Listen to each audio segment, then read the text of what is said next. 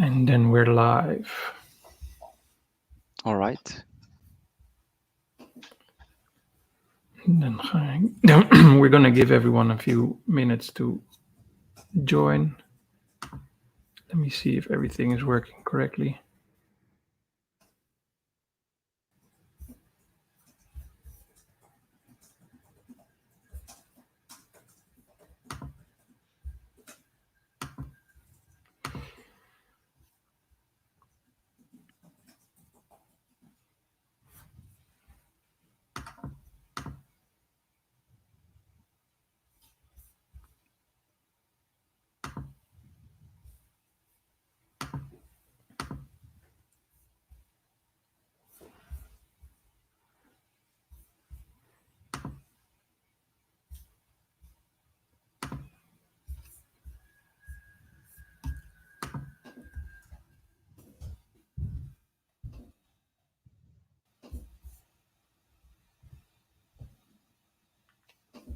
I think everything is working as it should. And it's 3 o'clock. So I want to welcome everybody to this joint session with LicenseQ and LeadOut Solutions. We decided to give this session to discuss the optimal way to approach your enterprise agreement or Microsoft contract renewal from a negotiation and a data perspective.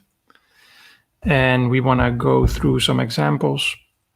We want to go through some pitfalls that we see in the market. And we are first going to start by introducing ourselves, because for the audience that knows LeadOut but doesn't know LicenseQ, who are we? LicenseQ consists of me and Eric at the moment. We are former Microsoft negotiators, have worked with Microsoft for 6 and 10 years, respectively. And we decided to use everything that we have learned while at Microsoft to further the market with the knowledge that we have. So we want to strengthen the world of software asset management, and we want to help clients with their Microsoft engagements and help them sign up to ultimate correct contracts with the best commercial conditions. And how we compare to others? Well, we are an independent advisory company, so we don't benefit from anything that Microsoft is doing. We only are here to service you, the end customer. We do contractual and technical reviews, and not as technical as LeadOut will probably show you in a bit, but we do pride ourselves on being able to do some technical things like Azure analysis and Microsoft 365 analysis. And that makes us stand out a little bit as well. And because we are former Microsoft employees, we have unique insights into the mechanics of the Microsoft organization. We know what makes them tick, how they operate, how they benefit, what their targets are, and how you can leverage everything that they are doing to your advantage. And with that, I want to hand it over to Matthias. Yes, thank you, Floris, for the introduction. I'm going to return the favor introducing LeadOut for the people on the webinar who know LicenseQ but don't know LeadOut yet. We're a Belgium-based software asset management consultancy firm founded by 2 ex-Deloitters, myself and an ex-Deloitte colleague. While LicenseQ has a background in working for the Microsoft side, we have a background in working for the auditor side, which from that experience, we've been able to establish a deep understanding of contracts and data, really going to the nitty-gritty of the data and really understanding what it is to build a trustworthy data set upon which you can rely yourself to make certain decisions, such as a renewal. And again, just as LicenseQ here, we're also neutral and independent. So whatever we do as a company, the advice that we produce is always solely for the purpose of our customers. We don't have any other interests other than serving our clients and customers. And how we also like to differentiate ourselves towards some of our competitors is you sometimes frequently hear the term a SAM service partner. We're not really a service partner of a service organization. We're a consultancy firm. Whereas I would tend to say a service partner or a service firm has strict services defined and likes to sell these services. We don't really want to just simply sell you services. We want to understand what benefits you're looking for and will help you achieve those benefits in a proactive manner without actually selling you the one service which we would like to scale towards a larger market. Thank you. So we thought it would be a good idea to give a bit of more background on what it is that we do. At LicenseQ, we generally want to help you with the Microsoft sales cycle. So Microsoft starts the Microsoft Enterprise Agreement renewal discussions internally at Microsoft, and maybe even with you as an organization, 6 to 12 months before the expiration of the anniversary of the Enterprise Agreement. And what they tend to do is go into your organization through the account technology strategist, for instance, or ATS, and talk to anyone within your organization about your current digital transformation or other technical aspects within Microsoft that you're interested in. They will initiate these conversations with the C-level, but also with your business decision makers, etc., etc. And the next step, they will initiate conversation with procurement as well after they have done their data gathering within your organization, gotten all the requirements, probably had a few or a lot of sessions in their technology centers or on your own premises. They will initiate conversation with procurement. And the Microsoft account team will start this dialogue through the commercial executive, and they will try and discuss the potential road to your enterprise agreement renewal. When doing this, they will start to plan certain workshops, what is needed to come to where you want to be upon the expiration of your contract, and what information would you want from Microsoft. So any sessions that they didn't already have with you, they will still plan them and use that to their advantage to create an optimal bill of material for the Microsoft perspective. Now, the next step, after they've done all their sessions and gathered all their information from your organization, they will share their proposal with you. And that is usually a very overambitious, very large proposal consisting of maybe a lot of things that you might not need in the near future and might not even need in the longer term. As a last step, when you are going to your contract renewal, they will put the pressure on you. So they will ask you to please be able to sign on a specific type of date. And if you're, for instance, your contract expires end of June, they will ask you to sign it before the 15th of June. Well, we're here always to tell you that you should not be rushed by Microsoft. There's no need to be rushed by Microsoft. Take your time. So we have this renewal process in place. This is something that LicenseQ goes through with all the enterprise agreement contract renewals. It starts off after the kickoff with a data gathering period where we look into your roadmap, where we look into your actual current usage. We look into the license entitlements that you currently have, and we create an effective license position. We look for the roadmap, we tend to look at all the aspects of Microsoft, so not just Microsoft 365, but also what does your roadmap look like with in regards to SQL, to Windows Server, and are you using Dynamics? Are you interested in the Power Platform, etc., etc. In all these discussions, a bill of material is formed, and from this bill of material, we create the optimal cost models that we see and that fit your organization best. And that is used as the input for the final stage where we go into the negotiation. We look at the benchmarks based on the current market standards. We review any and all agreements and documentation that Microsoft will send. And we will compare that to what is actually needed to get a compelling and good deal for your organization from Microsoft. Now, if you want to do this yourself, what are some of the tips that we can give you? Start your preparation for the EA renewal before Microsoft does. So if they start 12 months in advance, start 15 months in advance. Gather your data, and LeadOut is perfectly suited to help you in identifying how to gather the right type of data and the correctness of your data. So start early and start earlier than Microsoft. Finalize your in-depth analysis and of your usage and your license entitlements for your current requirements, but also your future requirements. Then create a very clear project plan and do this with Microsoft. This way you can always point back, this is what we discussed, this is what we agreed upon, and then you can have them stick to it.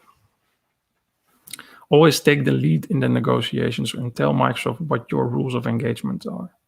So if they give you an over-ambitious hero proposal, be ready to give them a counter proposal that is very under-ambitious, so to say. Discounts and concessions are always determined on a case-by-case basis by Microsoft, so make sure that your case is unique.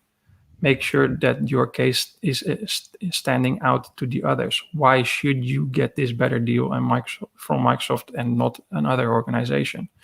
What on your situation is very specific and does require your discount. And finally, be very clear towards Microsoft about your growth ambitions. These are most likely not in line with the ones that Microsoft has are probably not in line with the ones that you have for your own company. So if they see that you have an interest in Power Apps, they will immediately tell you that you need to buy Power Apps for, 500 users. But you might want to grow into the usage of Power Apps as a normal organization does. So how do you counter these types of situations? So always stick to these 6 points that I just explained. And some things that you definitely shouldn't do in your negotiations with Microsoft is don't tell them what discount you're aiming for. If you tell them I need a 30% discount for my business case, what Microsoft will do is calculate what they will want you to buy for that 30%. So you might get a very different proposal from Microsoft based on that 30% because they know that is the discount that you need, and they're going to ask their a product configuration based on the discount that you want. Don't do trade-offs.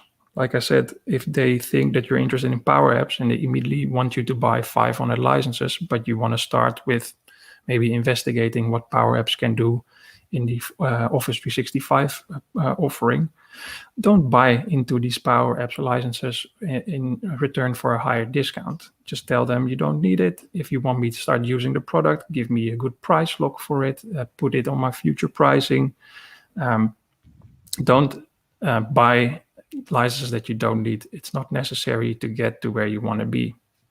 And finally, and this is something that I think that LeadOut is very good in helping with as well, don't go for a one-size-fits-all strategy. Identify what you need in your organization and license according to it. So buy what you need and not a one, and that is in the cloud world of Microsoft, especially in the cloud world of Microsoft, not a one-size-fits-all strategy. In the past, you bought Enterprise Desktop or Pro Desktop for all your devices or users in your organization. With the cloud, you have so many flavors that you can choose from that it's most likely the case that one size fits all is not the right approach. So back to you, Matthias. Yes, thank you, Floris. So I think the key message from what you were saying, Floris, is really get prepared. Microsoft has a very detailed sales cycle internally in order to sell the new Microsoft Enterprise Agreement to you. So why wouldn't you do the same level of analysis and same level of preparation? That's the key.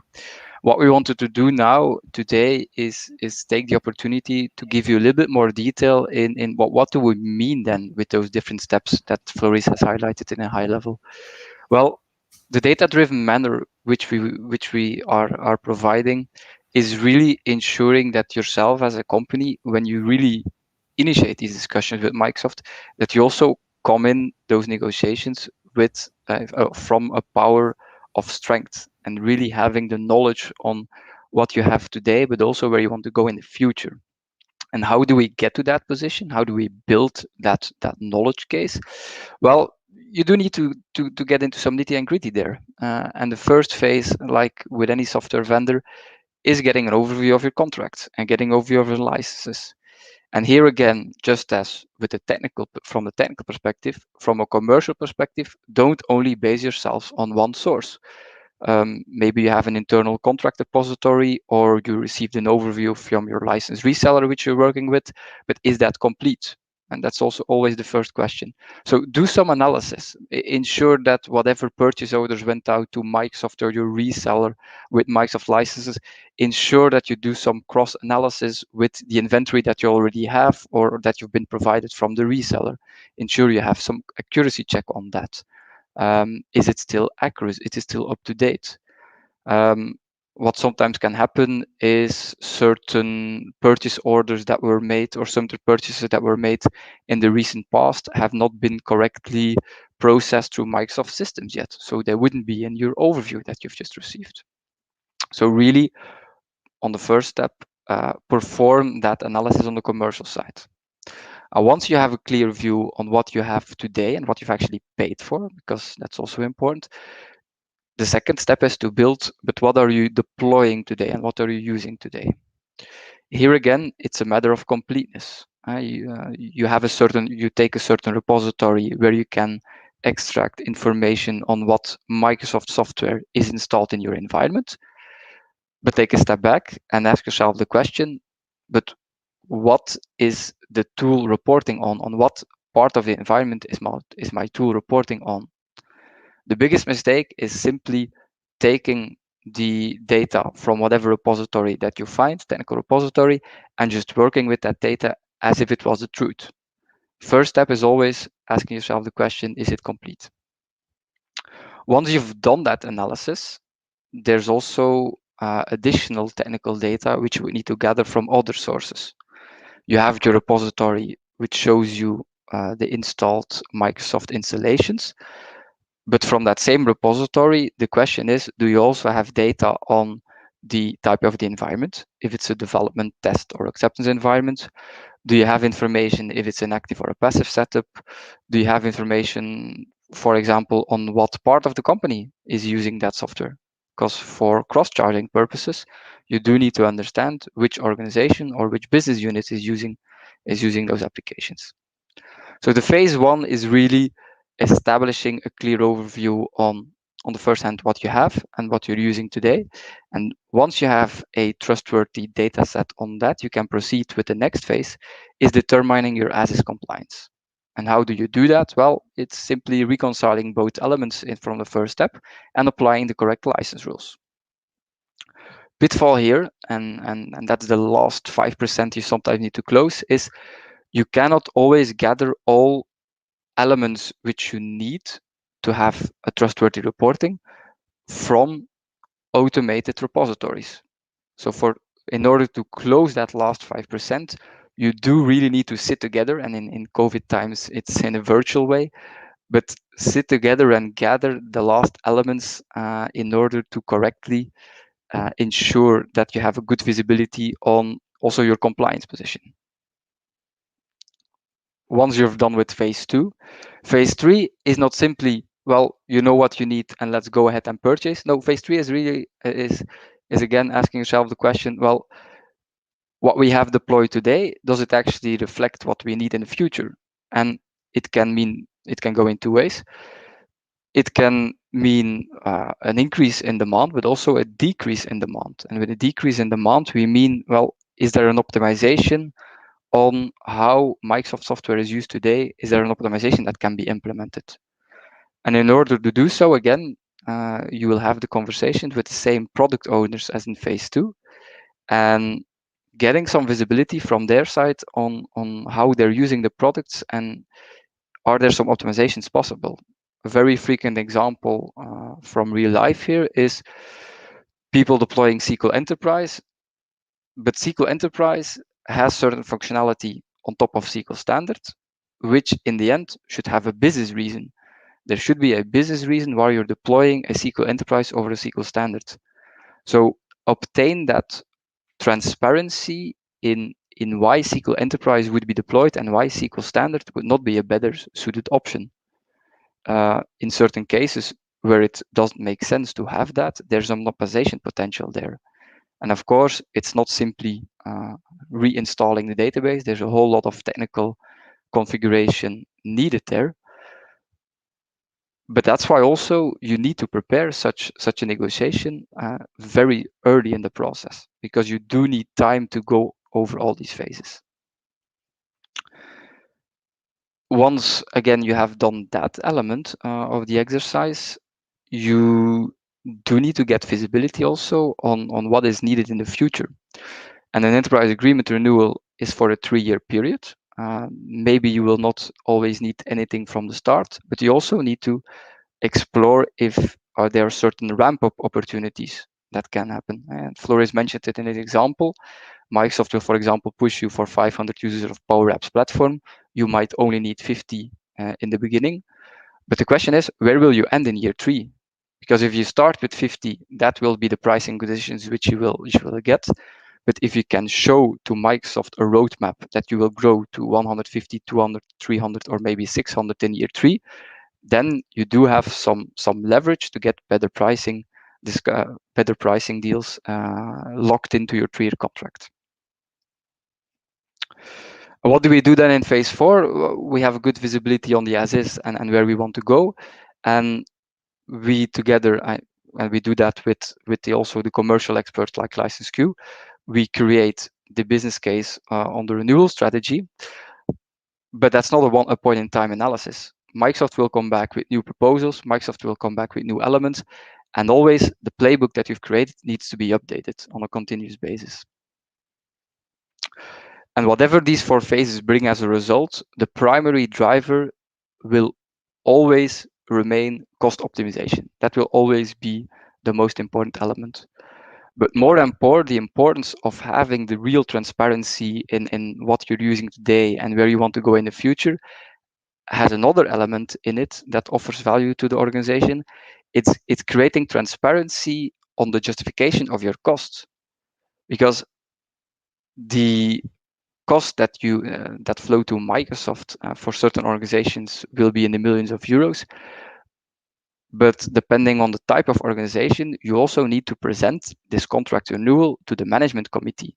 And the management committee will contain also non-IT people, but they need to get visibility on what they're approving, on what is really containing the full Microsoft contract, and what is the breakdown of the costs, not only across the organization, but also having some slicing and dicing across countries or across business units, because in the end, what you're preparing for your renewal to drive cost optimization, that same analysis you're doing will also be helpful in later phases once you've signed the contract and once you need to cross-charge or give some visibility in what business units can use, etc. All right, Floris, back to you.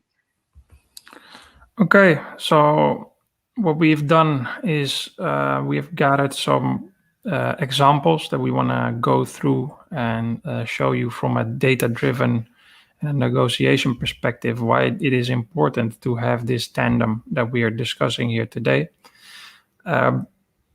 These are just some of the examples. There are obviously a lot more. We've taken a couple of the ones that we feel that you as an organization working with Microsoft should put your focus on.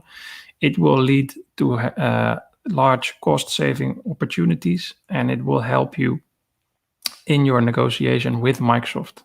Because the basis of all this is that you understand what you have, why you have it, and then what your future is going to be with these specific types of licenses and products, and how you can benefit from this. So if you see anything or you're missing anything, do reach out to us. We're happy to discuss any and all other cases that you might be interested in. And this joint approach that we're discussing here will definitely help you to get a better understanding on what you're using, how you're using it, and how you can leverage that to the utmost to get the best commercial deal from Microsoft.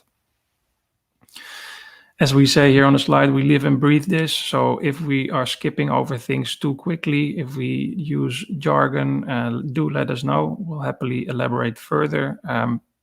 This is just daily business for us. So sometimes we might get too into the lingo that we might lose some people. So let us know. First thing we want to discuss is the SQL use case. So SQL Server is a big cost driver for many organizations and many Microsoft Enterprise Agreement contracts.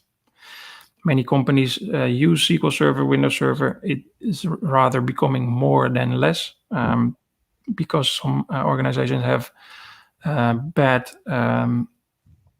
standings with some of the other large software vendors that do similar things. With the introduction of Microsoft Azure, SQL and Windows Server remain relevant as well.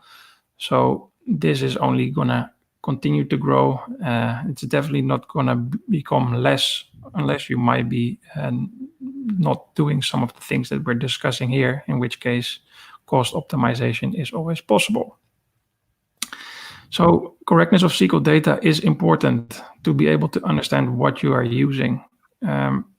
We can't stress this enough, and Matthias will go into that a lot more, hopefully, because what we see a lot when we analyze data that we are getting from organizations in order to start on our enterprise agreement renewal projects is often so minimal or incorrect that we hardly are able to use any of the data that's provided to us. A lot of scenarios are possible when licensing SQL as well. Often with larger organizations, the solution is chosen where you have the most flexibility and unlimited virtualization, but that is also the most costly solution that you can choose. And one where you might lose grip of your manageability of the environment because of load balancing, etc., etc. So I want to go back to Matthias, and he will discuss some of the pitfalls that they often find in inventorying SQL environments. Mm-hmm. And the perspective that we're addressing here is really from a purchasing perspective. If you want to create the best deals, you do need trustworthy input, and that's a dependency of a consultancy firm like LicenseQ who supports their customers in obtaining the best Microsoft EA renewal deal, is that they also have a big dependency on getting that trustworthy data. And what we want to help customers with is building a trustworthy reporting so that they can initiate those procurement decisions again from a position of strength. And the common pitfalls, again, like mentioned in the previous slide, is organizations that would have a certain repository, and can be a SAM tool, but can also be just System Center, and would simply work with the numbers as if they are reported in the repository.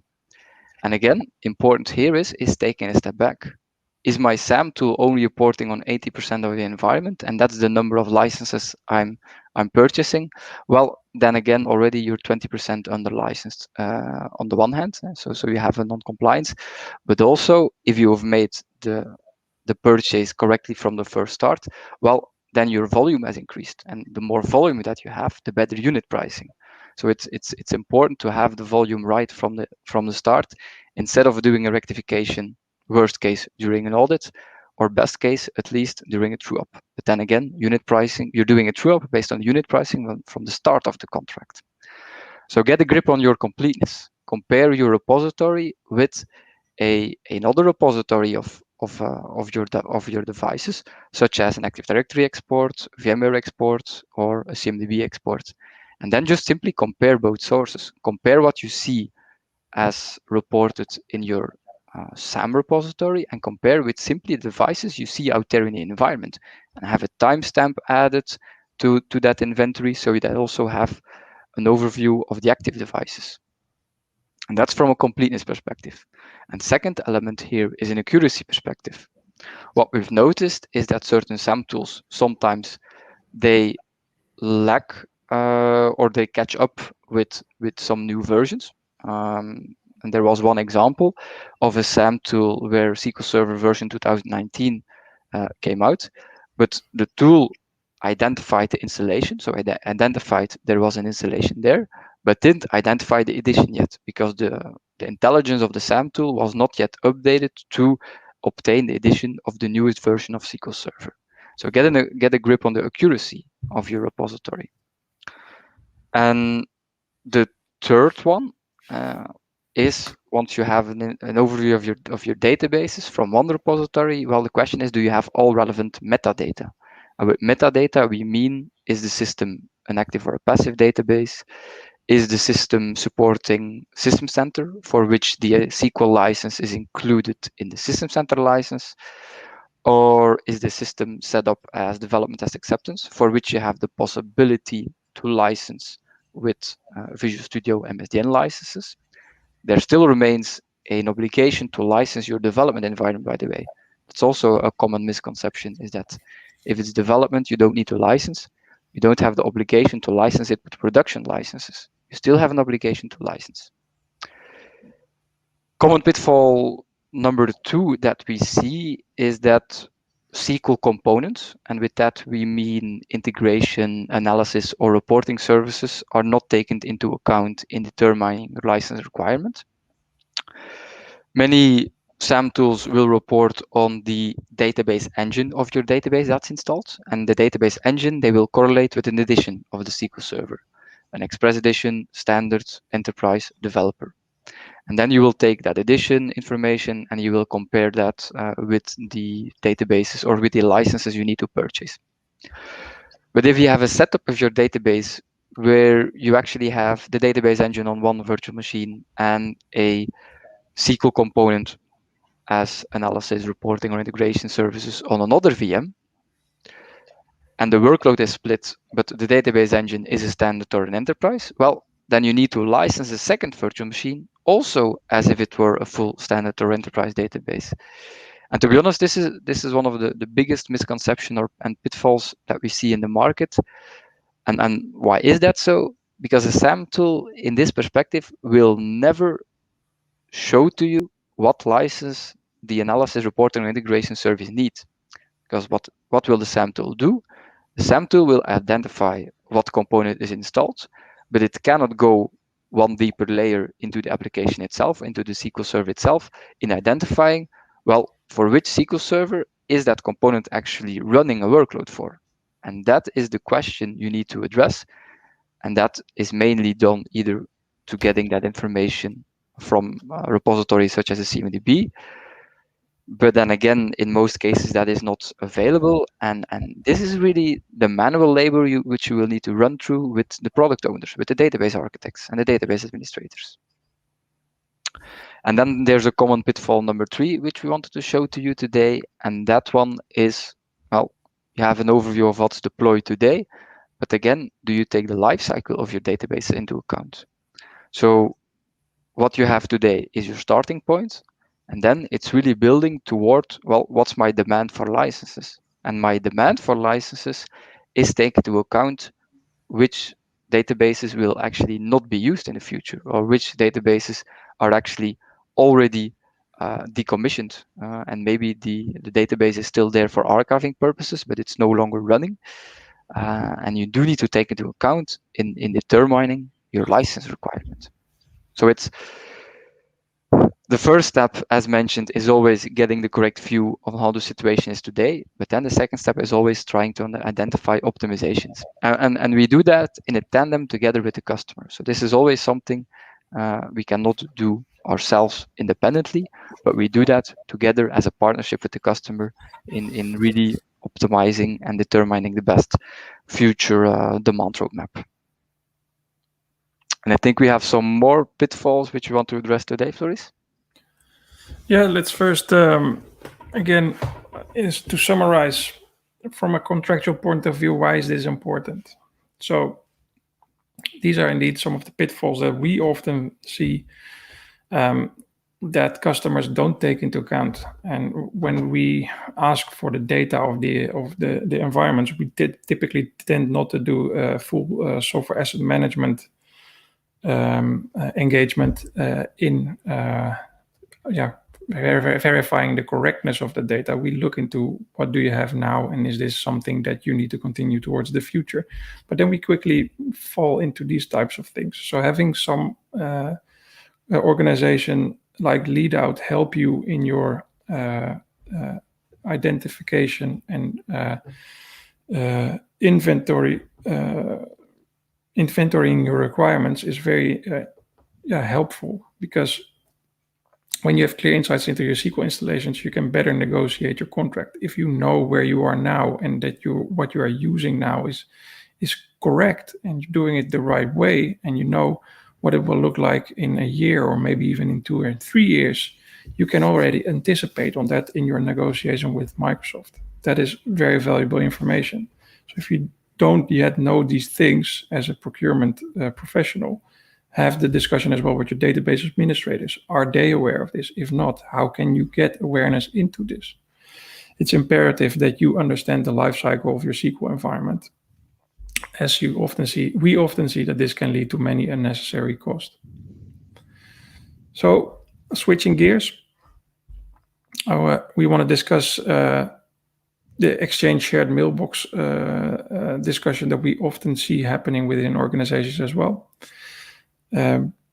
Many organizations are leveraging the power of Exchange Online. If not, most of the organizations are using this.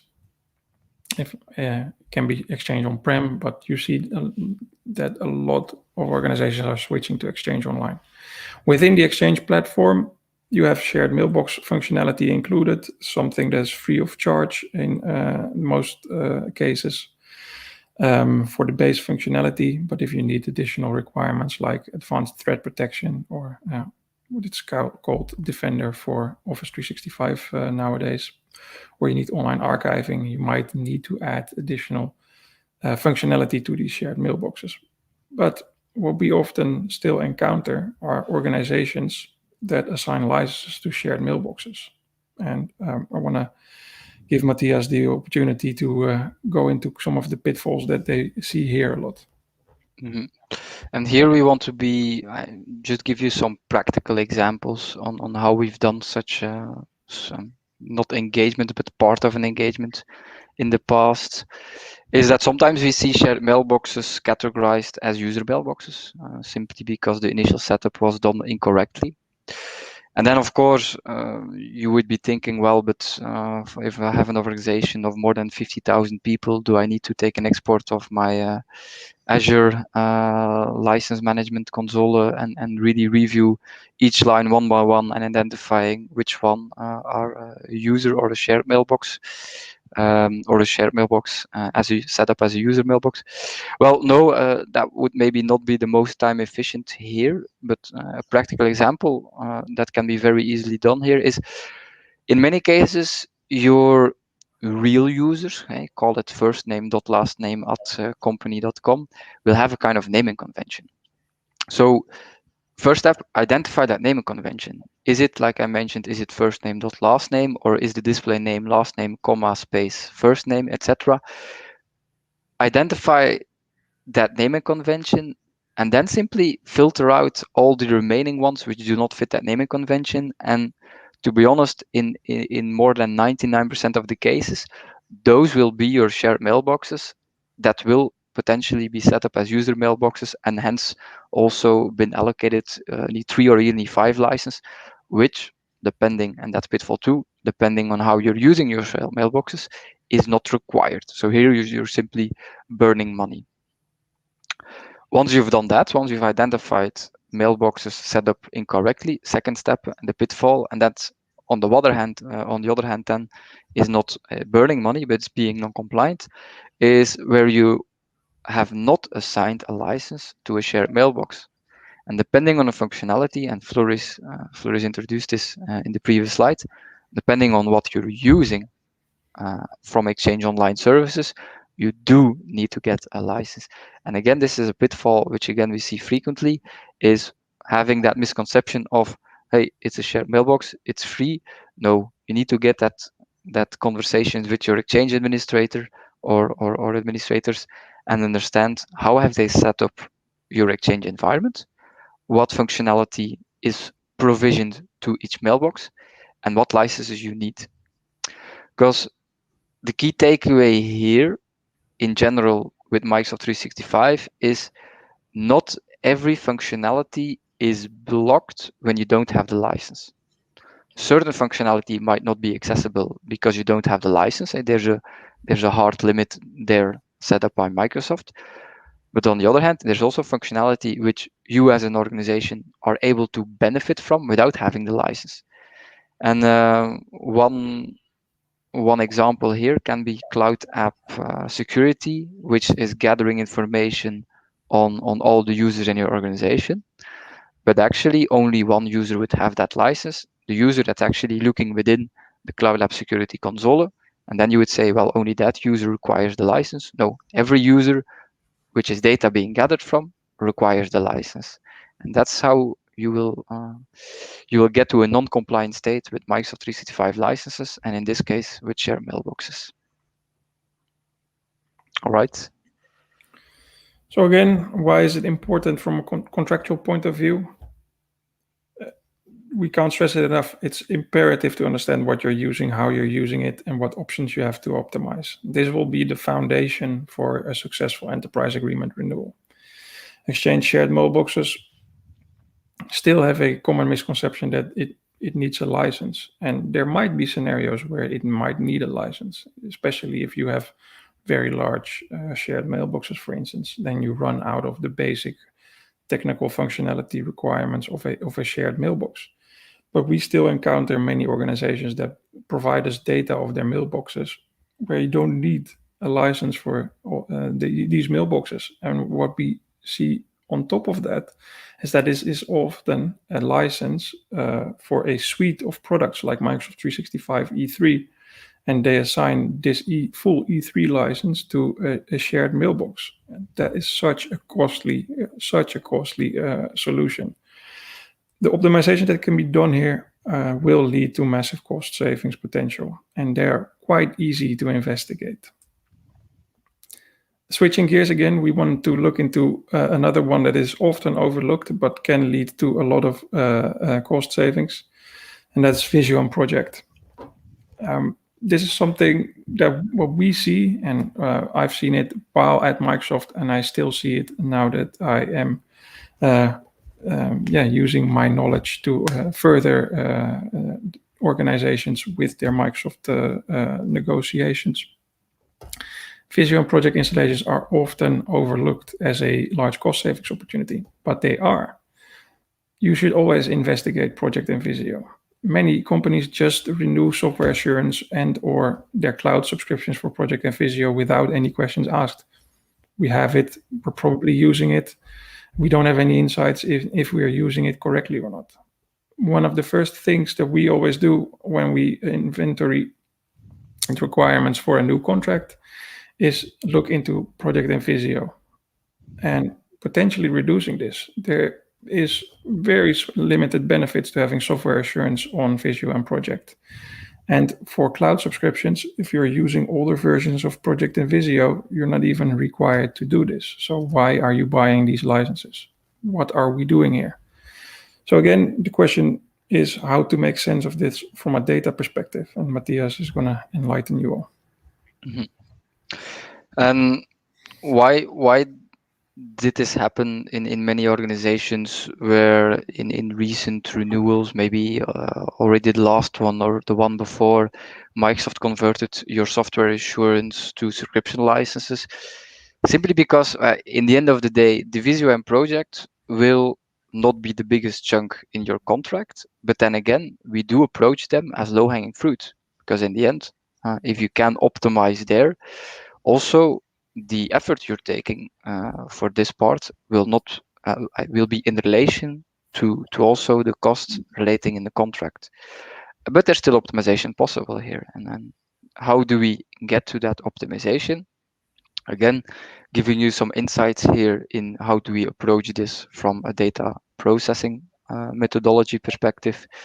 Well, first step, again, is looking into the commercials, is looking at what have you purchased in the past. And again, Depending on where you base yourself from, some organizations would only take into account what licenses they have under active cost, but that's not the full story.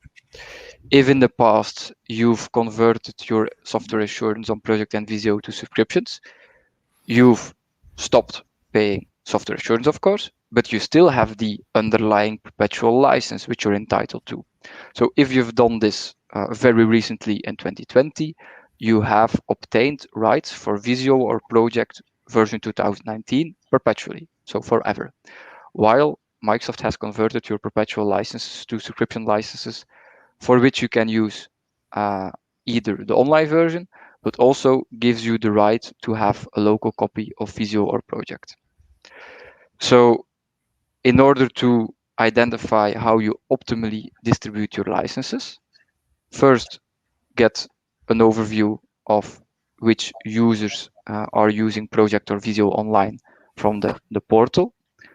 Second step, build your inventory on all Visio and Project deployments so that you know where do I have Visio and Project installed locally and where do I use it online. And then of course, there's some other cases where you deploy it via Citrix, etc. But to be honest, let's not go into detail there because the principle still applies. Once you know who's using it online and who has it locally on his device, simply you have two repositories, and here just connect to two repositories. Have an overview of which user is using which device so that you know in the most optimal manner how you need to distribute the licenses. If you have a user that's both using it online and has a local device that's eligible to have as a local copy from your subscription license, well, then that usage population you can cover with your subscription licenses. If you, on the other hand, you have a population which actually has an online license, a subscription license, but is actually not using it online and only has an old installation of version 2010 or 13 or 16 and is very happy with that, well, to be honest, why are you paying an active cost to Microsoft for a subscription for which you still have old perpetual licenses? So here, again, it's not the biggest chunk of money in your contract, but it is a low-hanging fruit that is often overlooked simply because companies don't really bother to look into. But on the other hand, some analysis can quickly yield some significant results in relation to what you're paying to Visio and Project. Some key takeaways here again, Floris. Yeah. Again, to stress it, being able to make distinction between a user and device-based subscription for Project or Visio will help you make sense of your environment. It will immediately show you how many licenses you have in excess of what you need. It will show you the options that you have to license the estate that you need to license. Because if you buy subscriptions, if you have old licenses without software assurance, what is the optimal way for you to license it? And better question even, what's your future roadmap look like? How do you want this to land towards the future? That way you can create your compliant licensing position, and that can be used to negotiate your enterprise agreement correctly. Many times the device and user licenses are used interchangeably while holding different licensing models. So it's important to know the difference there as well. The licensing model you will need will be identified easily, and as such, it will help lead to a cost-optimal way of licensing. And finally, again, to repeat what I said earlier, as a license queue, as a general rule, we see that renewing software assurance on your device-based licenses is generally not needed. Many companies still do this, no questions asked. So ask yourself the question, how much am I spending annually on Project Visio? It might be that for you, it is a very low amount of money, but then again, why wouldn't you remove this if it's not needed? So, and I'm going to skip this slide for now. I want to go to this slide, Matthias, on the continuous feedback loop. Mm-hmm. Yep. the message that we've brought to you in the last 50 minutes here is really doing your due diligence and really building trustworthy reporting. But as I mentioned, the momentum you're working towards, having the good visibility on what you have today, what you need in the future, etc., that is a point in time analysis. And from that point in time analysis, that is the knowledge you will take up with yourself in the negotiations. But a lot of things are happening internally at Microsoft, depending on what you're asking, who you're talking to, what period of the year we're in, etc.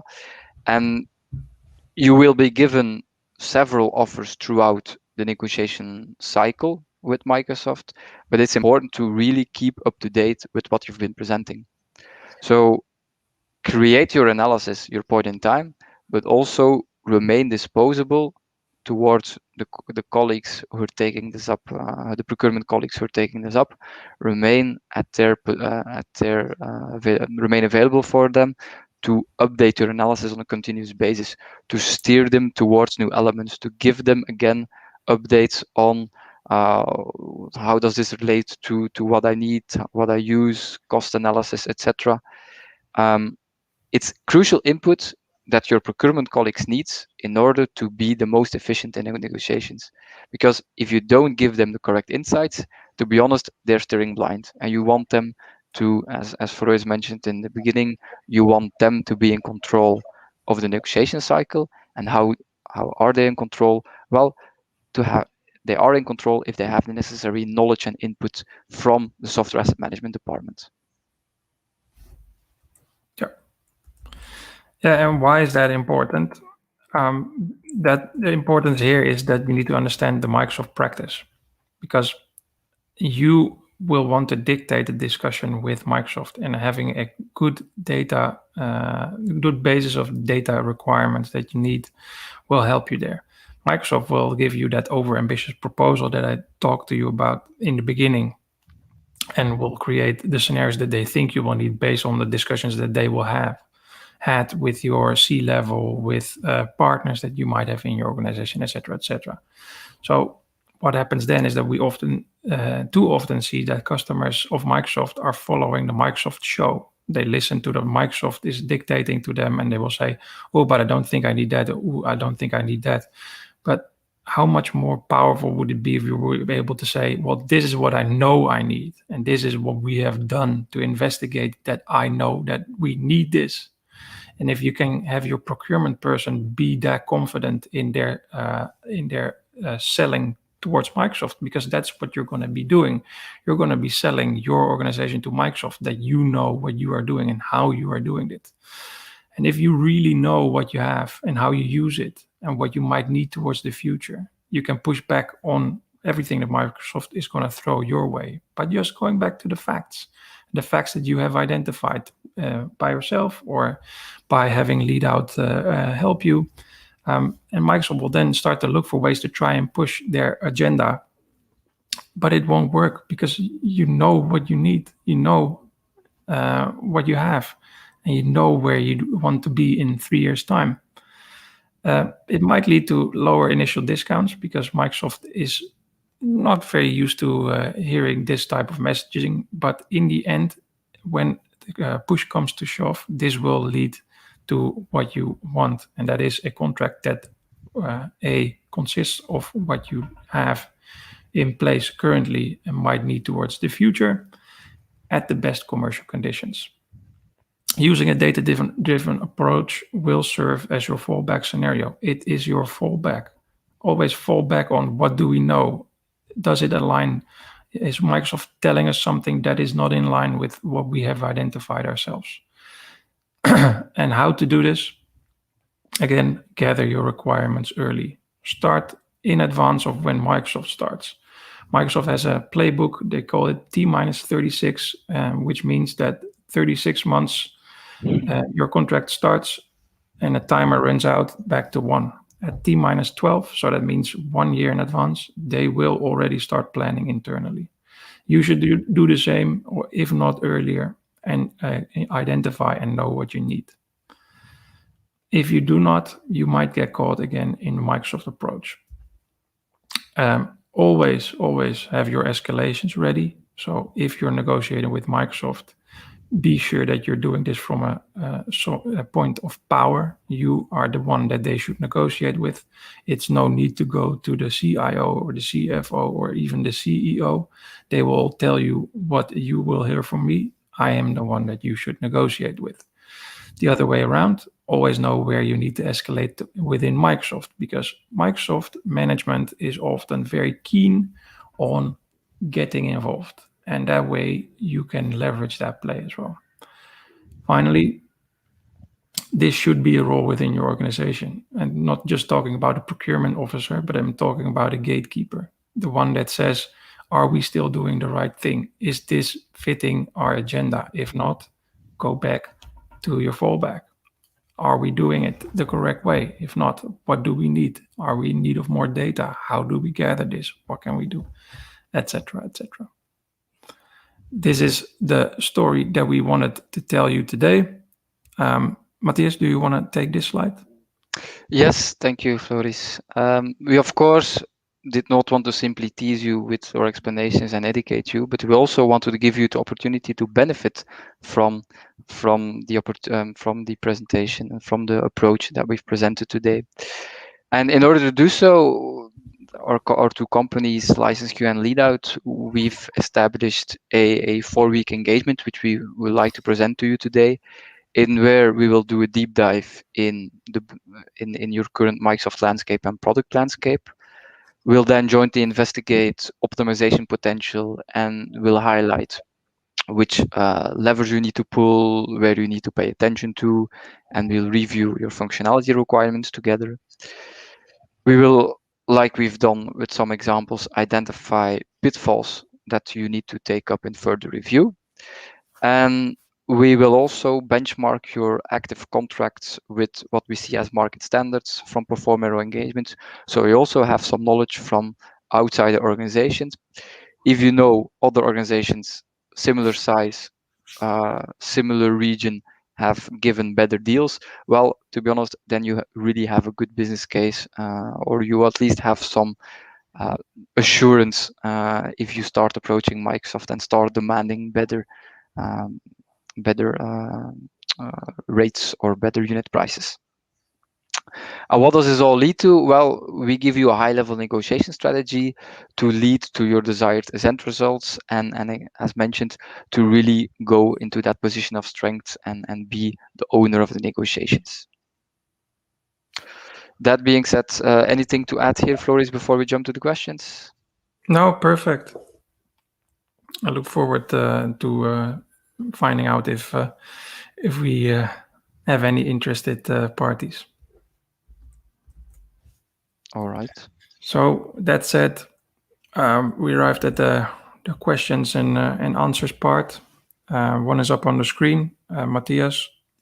Yes, and I've seen this question popping in during the presentation. It's a good question, and to be honest, you can have good SAM processes, but the way how not only Microsoft, but how any software vendor will identify candidates for audits is based on certain parameters. And if, for example, they notice your company has been growing in terms of revenue, but also in terms of headcount, then to be honest, you can have all the best SAM processes that you want. If they notice that from their expectations, they don't see their expected revenue growing like they see your company growing, then they will still audit you.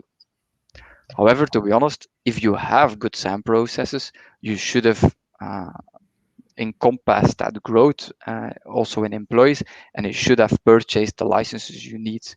So in a way, to be honest, if you have good SAM processes, in the end, you shouldn't really be scared to be audited. So let's reverse that statement.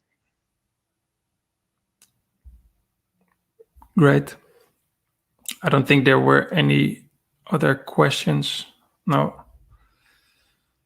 So then I think if we give it just a couple more seconds, it might be that the questions are coming in late. Otherwise, I want to thank everybody for their attention. And I hope you benefited from this material. We do always try to give you this free of charge, as much insight as we can to help you further your dealings with Microsoft and your internal fact finding towards your enterprise agreement renewal.